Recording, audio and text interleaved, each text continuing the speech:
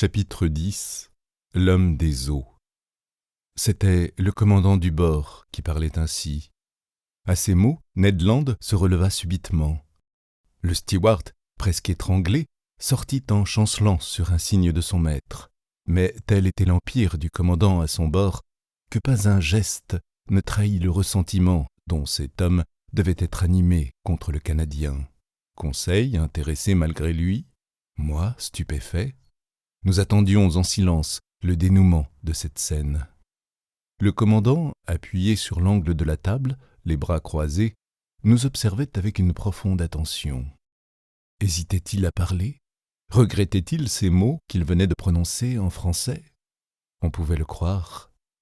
Après quelques instants d'un silence qu'aucun de nous ne songea à interrompre, « Messieurs, dit-il, d'une voix calme et pénétrante, je parle également le français, l'anglais, l'allemand et le latin.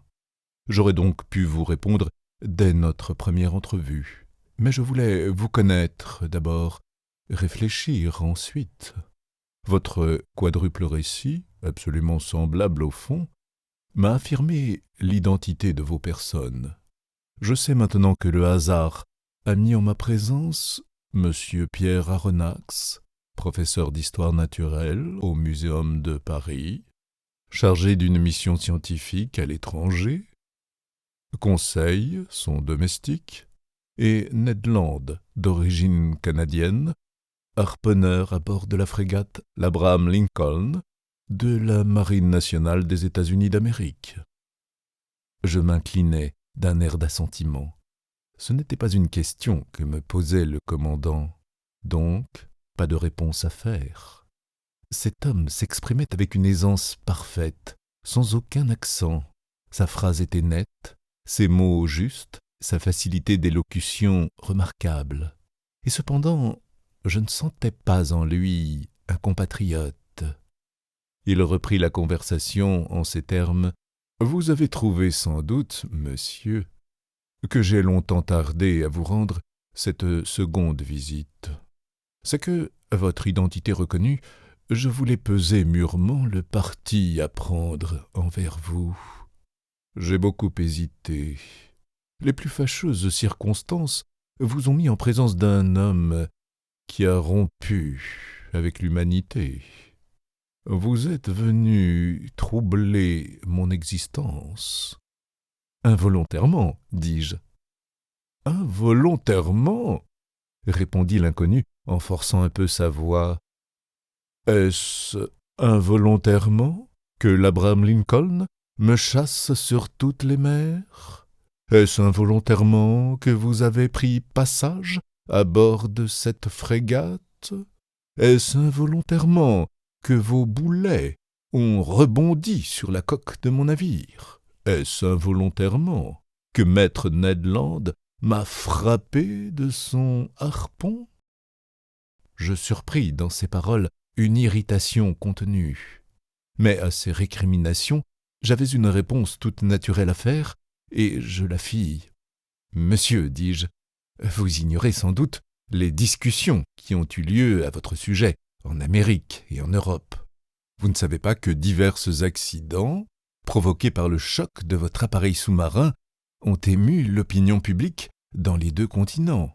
Je vous fais grâce des hypothèses sans nombre par lesquelles on cherchait à expliquer l'inexplicable phénomène dont seul vous aviez le secret. Mais sachez qu'en vous poursuivant jusque sur les hautes mers du Pacifique, l'Abraham Lincoln croyait chasser quelque puissant monstre marin dont il fallait à tout prix délivrer l'océan. » Un demi-sourire détendit les lèvres du commandant, puis, d'un ton plus calme, « Monsieur Aronnax, répondit-il, oseriez-vous affirmer que votre frégate n'aurait pas poursuivi et canonné un bateau sous-marin aussi bien qu'un monstre? » Cette question m'embarrassa, car certainement le commandant Farragut n'eût pas hésité. Il eût cru de son devoir de détruire un appareil de ce genre, tout comme un narval gigantesque. « Vous comprenez donc, monsieur, reprit l'inconnu, que j'ai le droit de vous traiter en ennemi. » Je ne répondis rien, et pour cause. À quoi bon discuter une proposition semblable quand la force peut détruire les meilleurs arguments? « J'ai longtemps hésité, » reprit le commandant. « Rien ne m'obligeait à vous donner l'hospitalité. Si je devais me séparer de vous, je n'avais aucun intérêt à vous revoir. Je vous remettais sur la plate-forme de ce navire qui vous avait servi de refuge. Je m'enfonçais sous les mers et j'oubliais que vous aviez jamais existé. N'était-ce pas mon droit? » « C'était peut-être le droit d'un sauvage, » répondis-je. « Ce n'était pas celui d'un homme civilisé. »« Monsieur le professeur, » répliqua vivement le commandant, « je ne suis pas ce que vous appelez un homme civilisé. J'ai rompu avec la société tout entière, pour des raisons que moi seul j'ai le droit d'apprécier. Je n'obéis donc point à ces règles, et je vous engage à ne jamais les invoquer devant moi. » Ceci fut dit nettement. Un éclair de colère et de dédain avait allumé les yeux de l'inconnu, et dans la vie de cet homme, j'entrevis un passé formidable. Non seulement il s'était mis en dehors des lois humaines, mais il s'était fait indépendant, libre, dans la plus rigoureuse acception du mot, hors de toute atteinte. Qui donc oserait le poursuivre au fond des mers, puisque, à leur surface, il déjouait les efforts tentés contre lui? Quel navire résisterait au choc de son monitor sous-marin? Quelle cuirasse, si épaisse qu'elle fût, supporterait les coups de son éperon? Nul entre les hommes ne pouvait lui demander compte de ses œuvres. Dieu, s'il y croyait, sa conscience, s'il en avait une, étaient les seuls juges dont il pût dépendre. Ces réflexions traversèrent rapidement mon esprit, pendant que l'étrange personnage se taisait, absorbé et comme retiré en lui-même. Je le considérais avec un effroi mélangé d'intérêt, et sans doute ainsi qu'Œdipe considérait le sphinx. Après un assez long silence, le commandant reprit la parole. « J'ai donc hésité, dit-il, mais j'ai pensé que mon intérêt pouvait s'accorder avec cette pitié naturelle à laquelle tout être humain a droit. Vous resterez à mon bord, puisque la fatalité vous y a jeté. Vous y serez libre, et en échange de cette liberté, toute relative d'ailleurs, je ne vous imposerai qu'une seule condition. Votre parole de vous y soumettre me suffira. »« Parlez, monsieur, répondis-je. Je pense que cette condition est de celles qu'un honnête homme peut accepter. »« Oui, monsieur, et la voici. Il est possible que certains événements imprévus m'obligent à vous consigner dans vos cabines pour quelques heures ou quelques jours, suivant le cas. Désirant ne jamais employer la violence, j'attends de vous, dans ce cas, plus encore que dans tous les autres, une obéissance passive. En agissant ainsi, je couvre votre responsabilité. Je vous dégage entièrement, car c'est à moi de vous mettre dans l'impossibilité de voir ce qui ne doit pas être vu. Acceptez-vous cette condition ? » Il se passait donc à bord des choses tout au moins singulières, et que ne devaient point voir des gens qui ne s'étaient pas mis hors des lois sociales. Entre les surprises que l'avenir me ménageait, celle-ci ne devait pas être la moindre. « Nous acceptons, répondis-je, seulement je vous demanderai, monsieur, la permission de vous adresser une question, une seule. »« Parlez, monsieur. » »« Vous avez dit que nous serions libres à votre bord. »« Entièrement. » »« Je vous demanderai donc ce que vous entendez par cette liberté. » Mais la liberté d'aller, de venir, de voir, d'observer même tout ce qui se passe ici, sauf en quelques circonstances rares. La liberté, enfin, dont nous jouissons nous-mêmes, mes compagnons et moi. Il était évident que nous ne nous entendions point. « Pardon, monsieur, repris-je, mais cette liberté, ce n'est que celle que tout prisonnier a de parcourir sa prison. Elle ne peut nous suffire.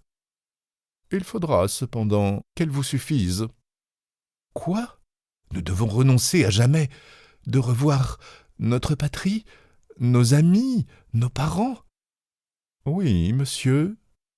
Mais renoncer à reprendre cet insupportable joug de la terre que les hommes croient être la liberté n'est peut-être pas aussi pénible que vous le pensez. »« Par exemple, s'écria Ned Land, jamais je ne donnerai ma parole de ne pas chercher à me sauver. »« Je ne vous demande pas de parole, maître Land, » répondit froidement le commandant.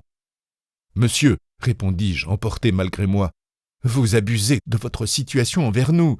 C'est de la cruauté. »« Non, monsieur, c'est de la clémence.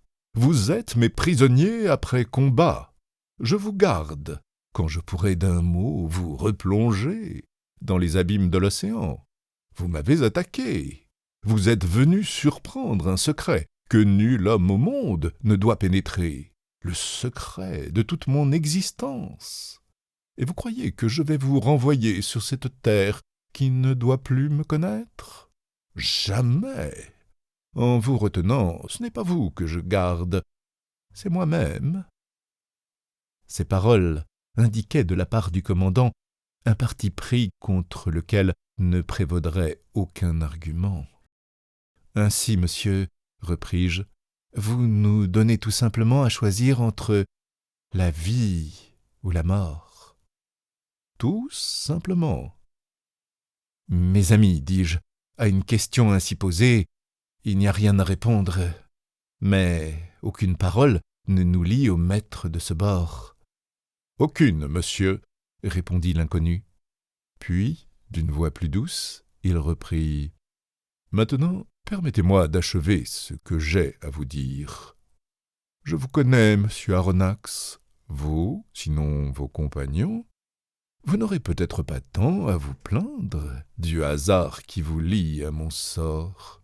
Vous trouverez parmi les livres qui servent à mes études favorites cet ouvrage que vous avez publié sur les grands fonds de la mer.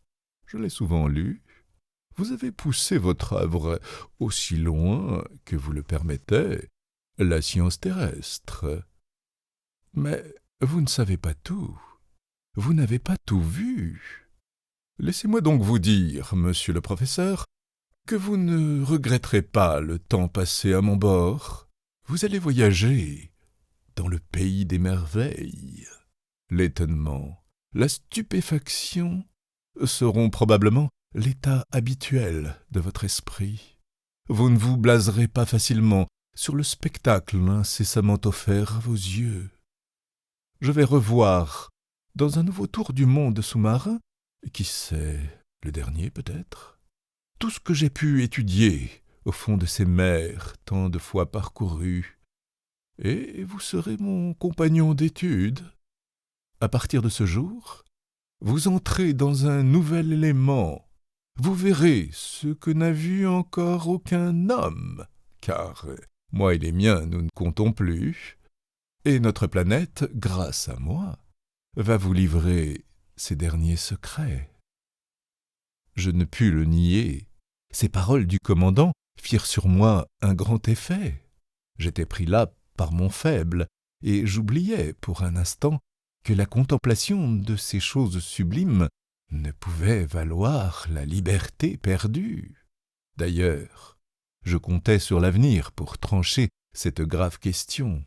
Ainsi je me contentais de répondre « Messieurs, si vous avez brisé avec l'humanité, je veux croire que vous n'avez pas renié tout sentiment humain. Nous sommes des naufragés, charitablement recueillis à votre bord. Nous ne l'oublierons pas. Quant à moi, je ne méconnais pas que, si l'intérêt de la science pouvait absorber jusqu'au besoin de liberté, ce que me promet notre rencontre m'offrirait de grandes compensations. Je pensais que le commandant allait me tendre la main pour sceller notre traité. Il n'en fit rien. Je le regrettais pour lui. Une dernière question, dis-je, au moment où cet être inexplicable semblait vouloir se retirer.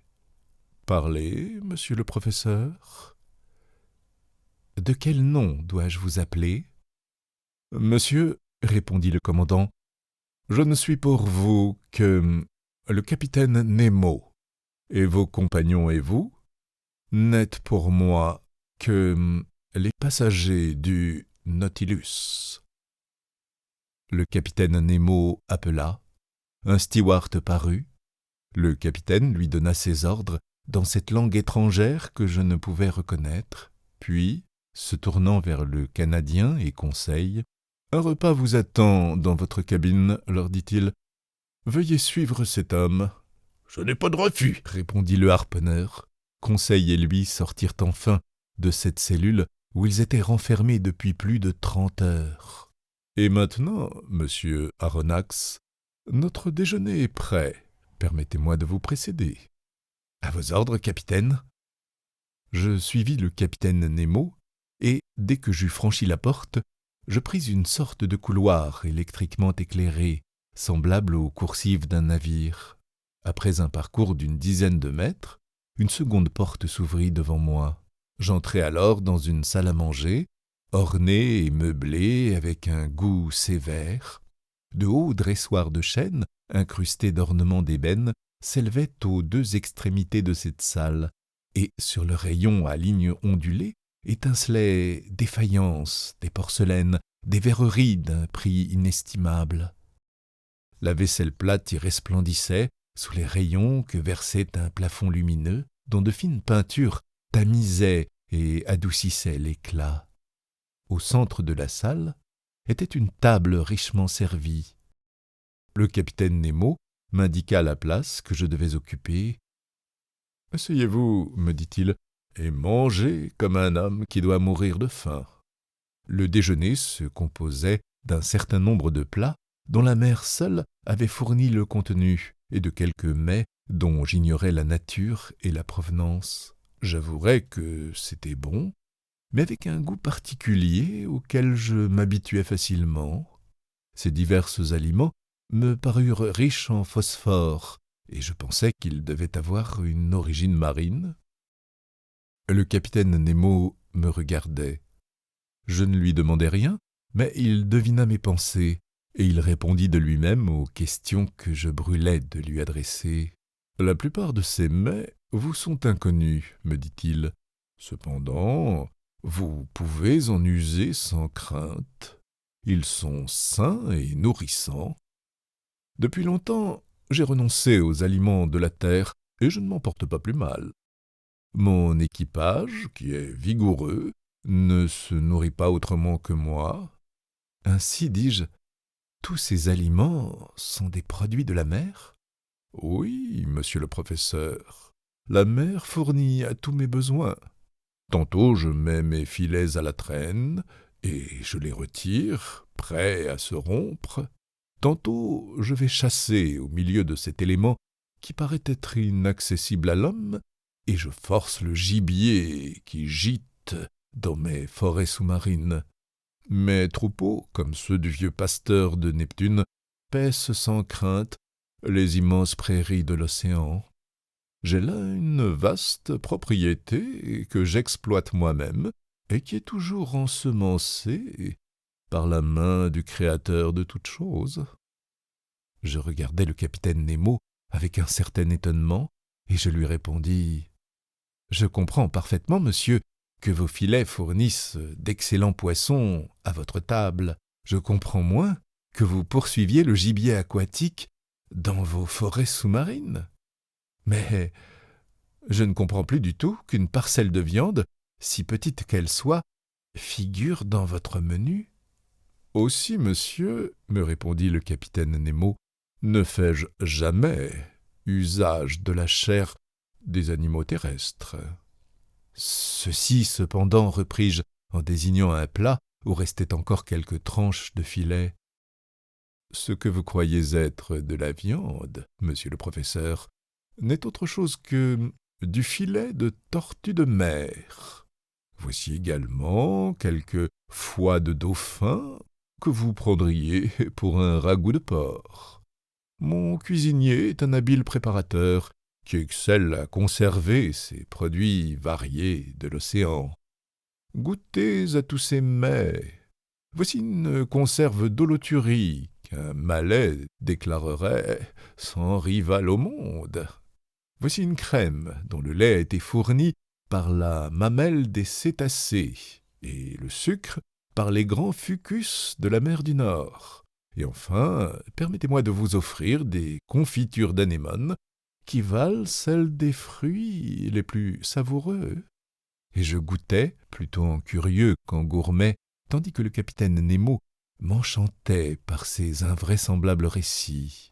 « Mais cette mère, monsieur Aronnax, me dit-il, cette nourrice prodigieuse, inépuisable, elle ne me nourrit pas seulement, elle me vêtit encore. Ces étoffes qui vous couvrent sont tissées avec le byssus de certains coquillages. Elles sont teintes avec la pourpre des anciens et nuancées de couleur violette que j'extrais des aplysis de la Méditerranée. Les parfums que vous trouverez sur la toilette de votre cabine sont le produit de la distillation des plantes marines. Votre lit est fait du plus doux zostère de l'océan. Votre plume sera un fanon de baleine. Votre encre, la liqueur sécrétée par la seiche ou l'encornet. Tout me vient maintenant de la mer, comme tout lui retournera un jour. Vous aimez la mer, capitaine? Oui, je l'aime. La mer est tout. Elle couvre les 7/10 du globe terrestre. Son souffle est pur et sain. C'est l'immense désert où l'homme n'est jamais seul, car il sent frémir la vie à ses côtés. La mer n'est que le véhicule d'une surnaturelle et prodigieuse existence. Elle n'est que mouvement et amour. C'est l'infini vivant, comme l'a dit un de vos poètes. Et en effet, monsieur le professeur, la nature s'y manifeste par ces 3 règnes, minéral, végétal, animal. Ce dernier y est largement représenté par les 4 groupes des zoophytes, par 3 classes des articulés, par 5 classes des mollusques, par 3 classes des vertébrés, les mammifères, les reptiles, et ces innombrables légions de poissons, ordre infini d'animaux, qui compte plus de 13 000 espèces, dont 1/10 seulement appartient à l'eau douce. La mer est le vaste réservoir de la nature. C'est par la mer que le globe a, pour ainsi dire, commencé. Et qui sait s'il ne finira pas par elle? Là est la suprême tranquillité.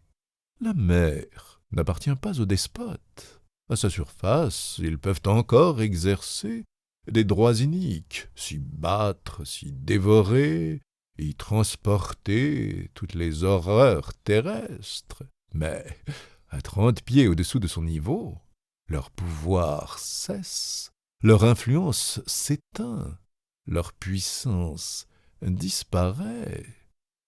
Ah, monsieur, vivez, vivez au sein des mers. Là seulement est l'indépendance. Là, je ne reconnais pas de maître. Là, je suis libre. Le capitaine Nemo se tut subitement au milieu de cet enthousiasme qui débordait de lui. S'était-il laissé entraîner au-delà de sa réserve habituelle? Avait-il trop parlé? Pendant quelques instants, il se promena très agité. Puis ses nerfs se calmèrent, sa physionomie reprit sa froideur accoutumée, et, se tournant vers moi, « Maintenant, monsieur le professeur, dit-il, si vous voulez visiter le Nautilus, Je suis à vos ordres.